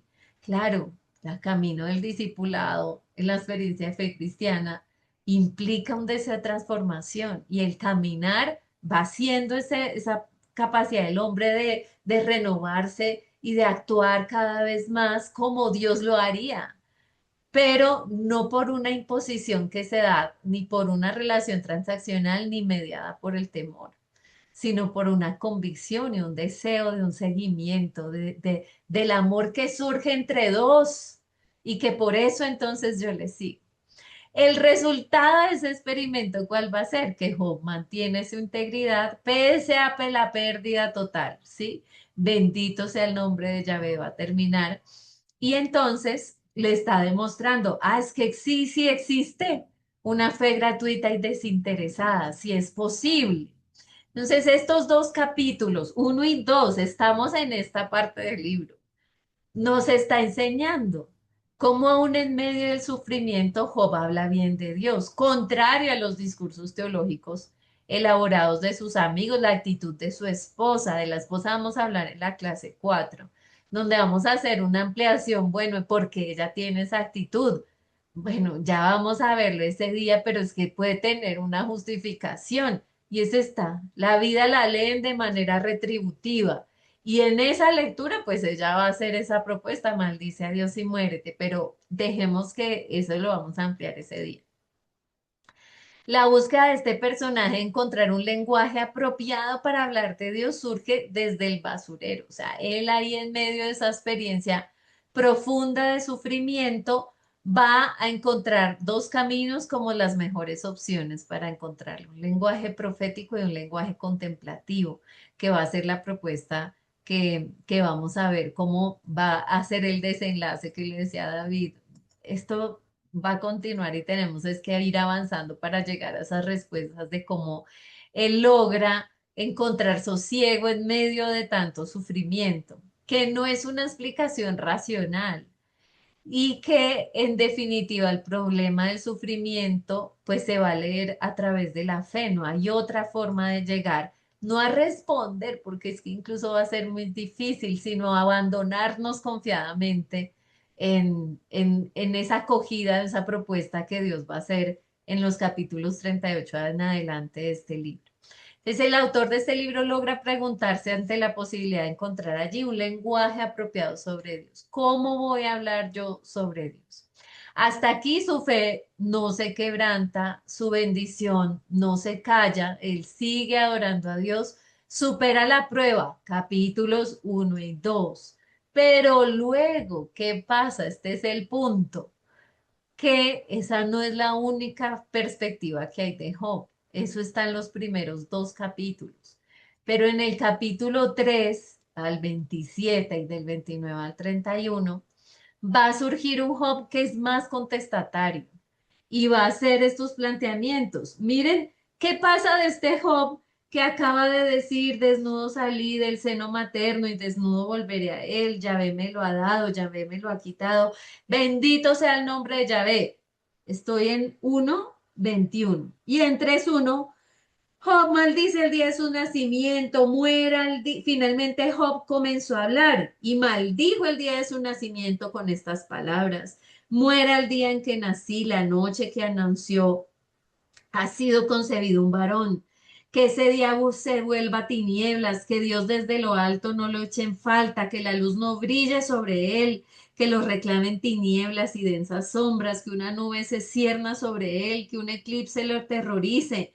Miren cómo, versículo 20 de ese mismo capítulo 3, porque dio a luz a un desdichado, vida a los que viven amargados, que suspiran en vano por la muerte y la buscan con más ansia que un tesoro. ¿Qué pasó? Es que ahí hay un cambio de este Job que está alabando el nombre de Dios y después maldiciendo el día que nació. Esta es la propuesta que desde hace 8 días estábamos intentando reconocer, donde acá se valida la protesta humana. Yo honro y reconozco y sé que hay muchos Job entre nosotros, y Alberto nos lo decía, Job de los capítulos 1 y 2, pero también entre nosotros somos muchos los que hemos podido también vivir esta experiencia de protesta, de no entender el por qué y sentir este sinsentido del sufrimiento, experimentarlo y hacer estos planteamientos como los que Job va a hacer. ¿Dónde los hace? Job 3 al 27 y el 29 al 31 en la sección de los diálogos. Hablábamos hace 8 días, pues que se incluyó ahí el poema de la sabiduría en el capítulo 28. Luego está el discurso de Eliú, que también parece un añadido posterior. Y finalmente la respuesta de Dios, que vamos a estudiar dentro de 8 días de esta sección. Ese poema en el que Dios se revela a Job desde la creación y ya Job se rinde y se reconoce como criatura. Pero hoy entonces, además de ver a este Job piadoso que es genuino, que ahí está, que se nos presenta, también conozcamos este Job que está en los diálogos, en la que el protagonista se revela como un crítico buscador apasionado de nuevas respuestas frente al problema del sufrimiento del inocente y del justo, porque no les satisface la idea retributiva. Esa no termina siendo satisfactoria para él. ¿Por qué? Porque él está viviendo, si él es justo, porque está sufriendo. Entonces, sus tres amigos representan las ideas tradicionales, esas que están presentes en la historia deuteronomista, unas ideas retributivas, pero a vez, cuando ellos hacen esas justificaciones, se muestran sordos e insensibles al dolor de Job. Yo espero que ustedes estén leyendo el libro, porque uno empieza, cuando lo lee de corrido, a sentir el malestar, pero Job con lo que está sufriendo y ellos lo único que tratan es de poner el dedo en sus heridas más profundas, a ver si por fin encuentran cuál fue el pecado, porque lo van a intentar y hasta se atreven a decir, como a veces coloquialmente lo hacemos, pecado oculto tendrá, ¿sí? Entonces, si nada de lo que le decimos que usted es culpable, usted ha hecho, entonces algo tendrá en lo oculto que justifique todo ese sufrimiento. Pero en el trasfondo está Dios como objeto del debate, porque les decía, no es solo el porqué del sufrimiento, sino la imagen de Dios que yo tengo en medio de él. Y este recorrido nos muestra a Job en su itinerario existencial y espiritual, donde se profundiza esa pregunta de los amigos. Si Job va a bendecir a Dios en la prueba, miren que no es solo eso, ¿será que lo va a seguir bendiciendo o no? La pregunta es si realmente es justo. Nosotros como lectores que tenemos la información de los capítulos 1 y 2, ya sabemos que Dios dijo que sí, que en ese primer planteamiento ya se nos dijo, pero los amigos, ¿qué van a hacer todo el tiempo? Cuestionar. Elifaz, Bildad, Sofar y luego en esos capítulos de Eliú, son esas representaciones de las diversas versiones de la teodicea retributiva tradicional. Ellos van a seguir insistiendo, Dios es justo, el universo es moral. ¿Qué quiere decir esto? Teología retributiva. Si a usted le va mal es porque usted pecó. Entonces, ¿cuál es la conclusión de estos amigos? Por tanto, Job debe haber pecado. No hay de otra. Esa es la lectura que ellos están haciendo de la situación. Hace 8 días leíamos estos textos y veíamos cómo Elifaz atribuye el sufrimiento a la inequidad e injusticia. Si tú no has sido justo y por eso estás sufriendo, has pecado y por eso es tu sufrimiento. Luego entonces estaba la debilidad que lo acusaba de haberse olvidado de Dios, que ha abandonado esa fidelidad religiosa y que por eso es que está sufriendo. Ese va a ser el cuestionamiento del segundo amigo.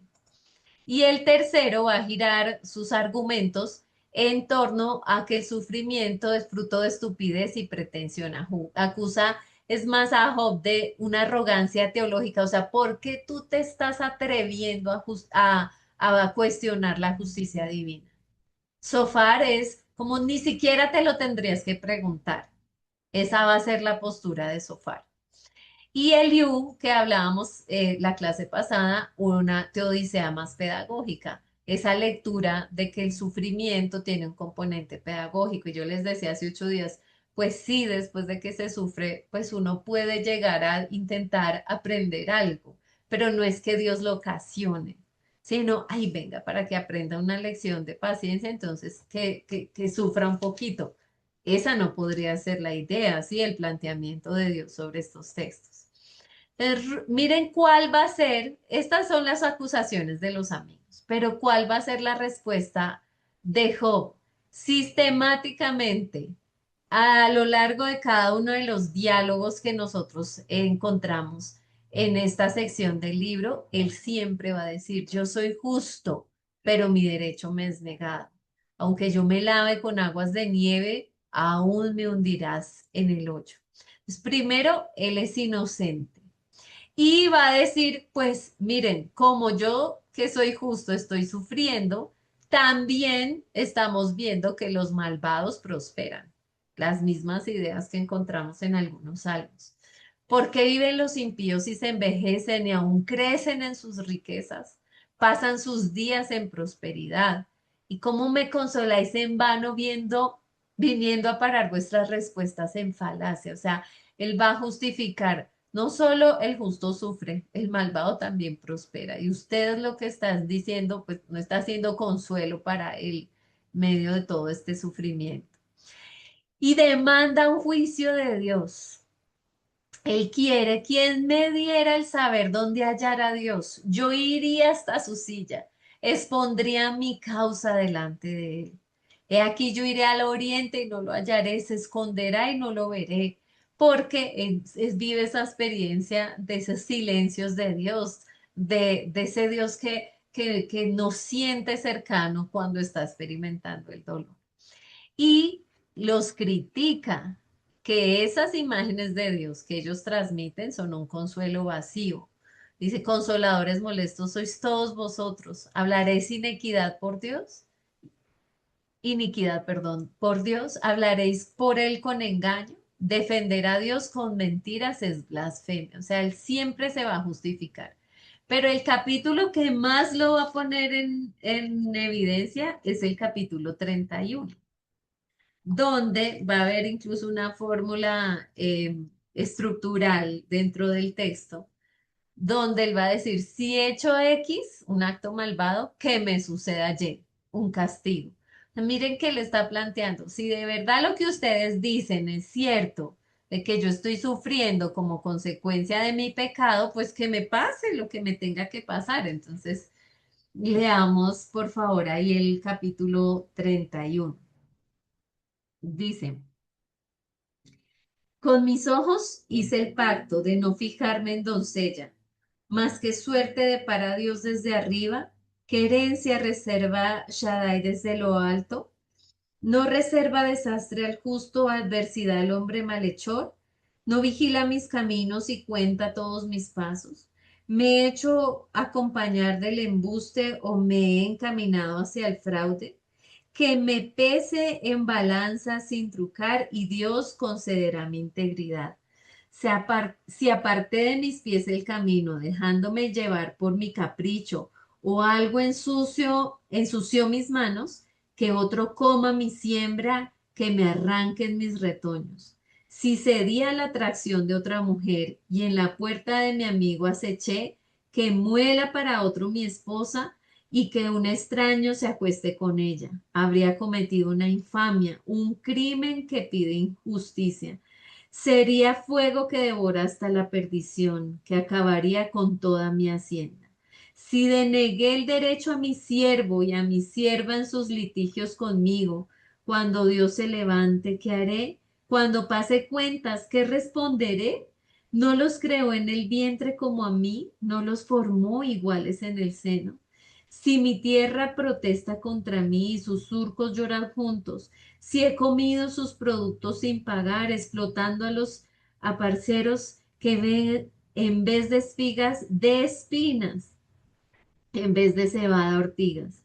Si me cerré a la necesidad del débil y me dejé morir de llanto y dejé morir de llanto a la viuda, si comí solo mi ración sin compartirla con el huérfano, desde niño lo cuidé como un padre, lo guié desde el seno materno. Si vi sin ropa a un transeúnte, sin nada que ponerse a un indigente, si no me bendijeron sus cuerpos calientes con la lana de mis corderos, si alcé mi mano contra el huérfano por contar con apoyo en el tribunal, que se me salga de la espalda el hombro, que mi brazo se rompa por el codo, pues temo el castigo de Dios, no resistiría a su majestad. No puse mi confianza en el oro, ni llamé seguridad al oro fino. No puse mi gozo en mi inmensa riqueza, en bienes adquiridos por mis manos, viendo lucir el sol, el curso radiante de la luna. No me dejé seducir secretamente, mandándoles un beso con la mano. También esto es crimen que pide justicia, pues habría negado al Dios del cielo. No me alegré del mal del enemigo, ni me regocijé con su desgracia, ni permití que mi boca pecara deseándole la muerte con maldiciones. Juro que cuando la gente de mi círculo decía, ¿quién pudiera saciarse de su carne? Nunca dormía en la calle el forastero, pues abría mis puertas al viajero. No oculté a los hombres mi delito, ni escondí en mi seno mi pecado, por temor a los rumores de la gente, por miedo al desprecio de los míos, en silencio sin salir a la calle. Ojalá que alguien me escuchara. He dicho mi última palabra. A Shaddai le toca responder. El libro que haya escrito mi adversario, juro que sobre el hombro lo llevaré, ceñido como una diadema. Le daría cuenta de mis pasos, me acercaría a él como un príncipe. Y acá, fin de las palabras de Job. El que ha dicho que se amante y vive en pureza sexual, en honestidad, en fidelidad, en justicia social, ha sido compasivo, se ha mantenido fiel en su religión, hasta amado al enemigo, ha sido hospitalario, ha sido transparente, hasta no ha explotado la tierra. Así que él ha hecho un juramento de su inocencia. No hay razón por la cual esté sufriendo. Y va a terminar con lo que leíamos. Ojalá que alguien me escuchara, que Shai me respondiera, es un desafío legal y exige que Dios le formalice esas acusaciones por escrito. Entonces, ¿por qué estoy yo sufriendo si todo lo he hecho bien? Va a ser su cuestionamiento. ¿Qué hay detrás de nuevo lo que hemos venido planteando? Y es que en el antiguo Israel, esta era la fórmula para leer la vida espiritual. Dios bendice y premia al justo con tierra, hijos, salud y larga vida, y maldice o castiga al malvado con pobreza, esterilidad, enfermedad o muerte prematura. ¿A qué llevó y a qué nos siguen llevando esta idea retributiva y transaccional sobre Dios? Y es tener una imagen de Dios que produce un sentimiento de culpa. Sí, la doctrina de la retribución hace considerar que el sufrimiento es la sanción de la culpa.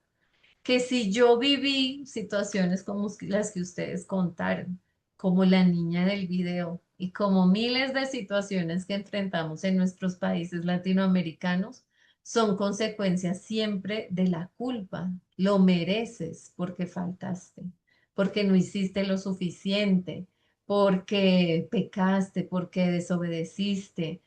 Entonces, todo se torna a la culpabilización de las personas. Ahora, Gisela nos decía respecto a la enfermedad de su hermana, y es como a veces a un paciente enfermo se le culpabiliza, te falta perdonar, te falta mejorar la relación con alguien. Y entonces, tras del hecho que está sufriendo, tras del hecho que está enfrentando un límite de la vida, pues ahora usted es culpable porque esa ha sido la manera en que nosotros hemos hecho esta lectura del sufrimiento.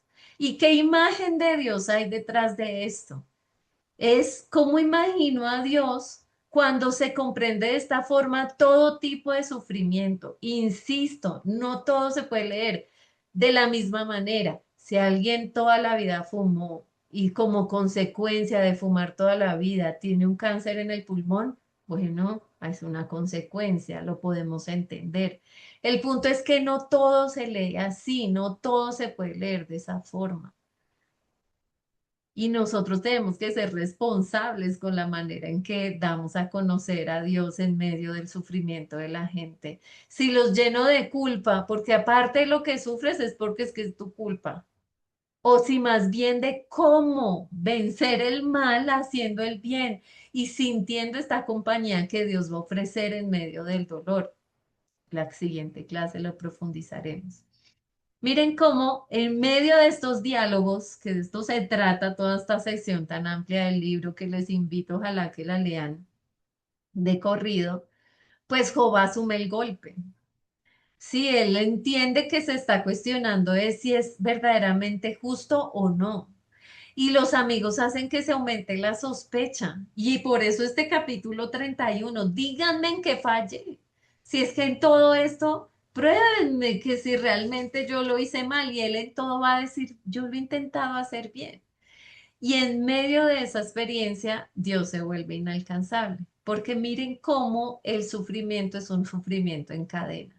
Lo que para Job al principio fue físico, ¿sí? La pérdida de sus bienes, de su familia y la enfermedad, pues primero el plano del sufrimiento se dio acá, en lo material, en lo físico. Después, el sufrimiento fue moral, porque sufro. ¿Soy justo o no lo soy? Y este es el debate de los amigos.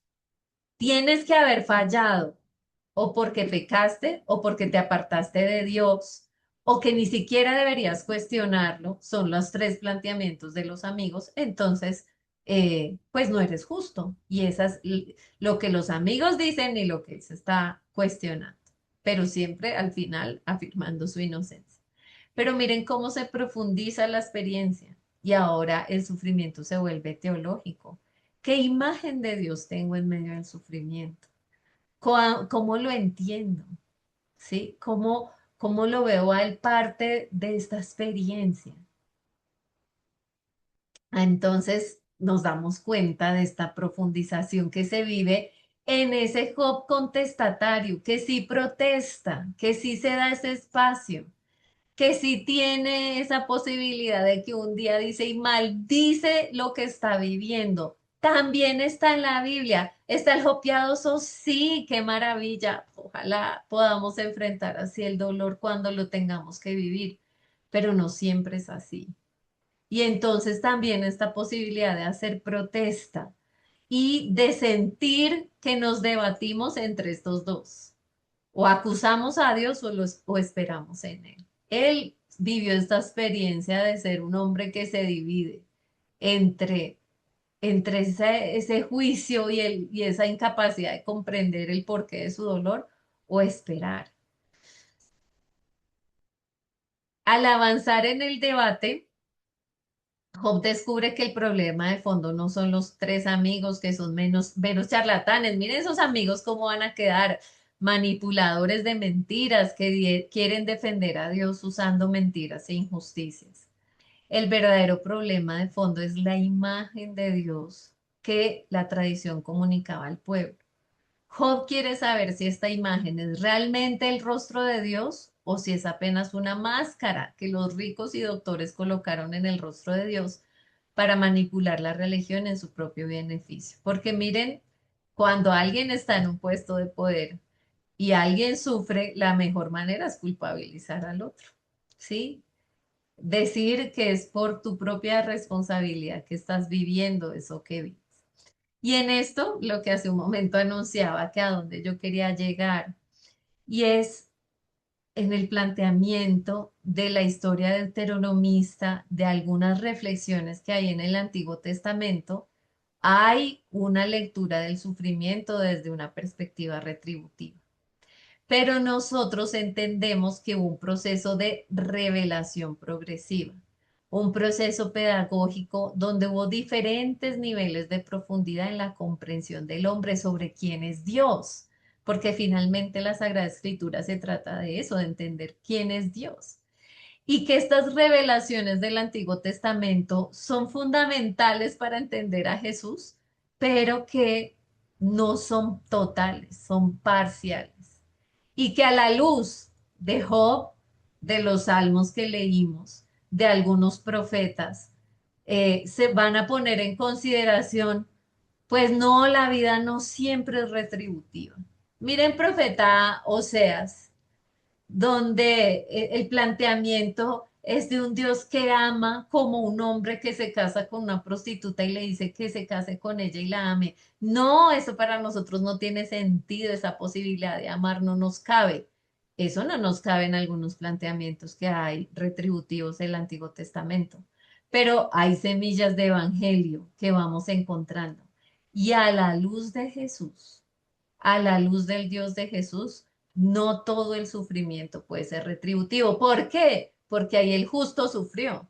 Jesús sufrió sin merecerlo, sufrió. Y entonces eso cuestiona de nuevo nuestra teología retributiva, que no se puede leer toda la vida así, ni todo el sufrimiento de esa manera. Job nos lo propone. Otros textos del Antiguo Testamento y definitivamente Jesús va a ser respuesta para eso. Entonces, para cerrar la clase de hoy, ¿cómo lo vamos a superar? Es un poco una apertura a lo que va a ser la siguiente sesión. Y es cómo alcanzar una vida íntegra cuando la vida se está desintegrando. ¿Sí? ¿Cómo lo vamos a lograr? ¿Desde qué perspectiva? Y dentro de 8 días, pues lo abordaremos en los capítulos 38 al 41, que sería muy pertinente que los lean para esa clase, porque de esa manera pues profundizaremos ya en la respuesta, ¿sí? En lo que se le responde a Job.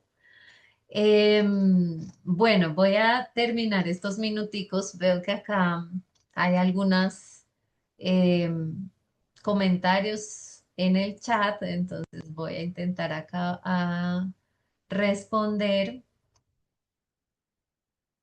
¿Será que tendemos a mirar el sufrimiento solo de una perspectiva egocéntrica, que fue muy distinta a la manera en la que Cristo sufrió por nosotros y más?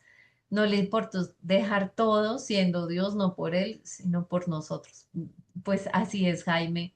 Ahora lo estábamos compartiendo ya acá al final, y es como desde Jesús nuestra lectura del sufrimiento va a transformarse, sí, definitivamente va a cambiar. Porque culpamos a Dios por todo. No somos seres libres y responsables. Si otros sufren, ¿quiénes somos nosotros para pasar por esos trances?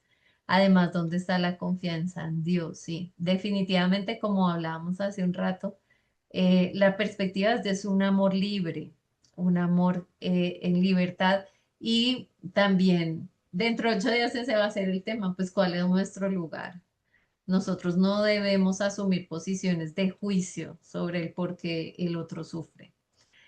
Vuelve a surgir la pregunta, ¿Job es un personaje real o es una construcción literaria? Hace 8 días lo planteábamos en el acercamiento diacrónico que hacemos al libro de Job.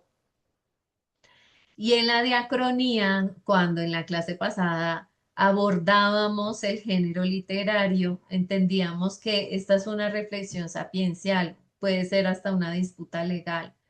Y bueno, en los distintos géneros que los autores y los investigadores han planteado sobre el libro, pero no se afirman que sea una persona que haya vivido exactamente esta experiencia, sino una reflexión sobre el sufrimiento del inocente que se inspira en otros textos antiguos que también se hacen la misma pregunta y que también la responde a través del diálogo con algunos amigos. Entonces,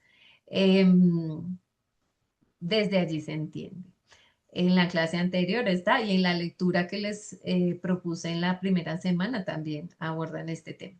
Yo utilizo en las lecturas que tengo y en las diapositivas la versión de la Biblia de Jerusalén. Esa es como la que a nivel académico utilizamos como para este tipo de ejercicios. Creo que fue el tránsito del antiguo pacto al nuevo pacto de la gracia. Así es la experiencia de que no es por mérito. Si fuera por mérito, nadie lo lograría, sino es la gracia. Es la gracia que el Señor nos da para amarnos y para acompañar y transitar el dolor. La clave va a ser esa. Ya hicimos el planteamiento y no podemos leer todo el sufrimiento igual. O sea, ese sí pues debería ser una de las conclusiones. No todo el sufrimiento se puede leer de la misma manera, pero sí entonces, ¿cómo lo vivimos? ¿Cómo enfrentamos el mal? ¿Cómo lo transitamos? Y esa va a ser pues la propuesta de la siguiente clase. Bueno, muy bien. Muchas gracias. Bueno, aquí es el justo por la fe vivirá. Dentro de 8 días, entonces, la invitación a que uno participen en el foro que está planteado en el campus bíblico. Allí hay una pregunta, pues, que toca directamente nuestras experiencias con el sufrimiento. Entonces, les invito, ojalá, a participar porque allí la dinámica, pues, puede ser un poco más cercana como pues algunos de ustedes hoy también nos compartieron sus propias experiencias. Entonces, invitarlos a que participen en el foro. Tienen ya una lectura que debían realizar y responder unas preguntas sobre ella. Y para esta semana había un video. Entonces, ojalá también tengan el espacio para aprovechar este material y sobre todo que lean los textos bíblicos, ¿sí? Que allí vamos a encontrar pues el hilo y el fundamento de lo que acá hacemos es un ejercicio de interpretación y reflexión, pero pues que ojalá ustedes partan de la lectura del texto. Que el Señor les siga bendiciendo, que tengan feliz fin de semana y nos encontramos el próximo sábado. Dios lo bendiga. Muchas gracias. Bendiciones. Bendiciones. Maestre, ¿el sufrimiento es retributivo? Dios lo bendiga. No, pues precisamente el planteamiento es que no debe leerse de esa manera, no debe leerse desde una perspectiva retributiva, porque aunque hay algunos sufrimientos que son consecuencias de las decisiones del ser humano, no todo el sufrimiento es así. Entonces no se puede leer siempre de una manera retributiva. Y el mismo Jesús nos lleva a hacer un replanteamiento. No se debe leer siempre el sufrimiento de esa forma. Entendemos, y lo van a plantear otros libros sapienciales. Pues si yo tomo malas decisiones, si me junto con malas personas, si manejo mal el dinero, si engaño a mi esposa, si trato mal a mis hijos, ¿eso tiene consecuencias? Pues por supuesto, las va a tener, pero no todo en la vida se lee así. Sí, en la enfermedad, los accidentes, los desastres naturales, no se puede leer de una manera retributiva. Esa es como la invitación de la reflexión en la clase de hoy. Bueno, un abrazo y que descansen hoy ya Bendiciones. esta tarde. Gracias.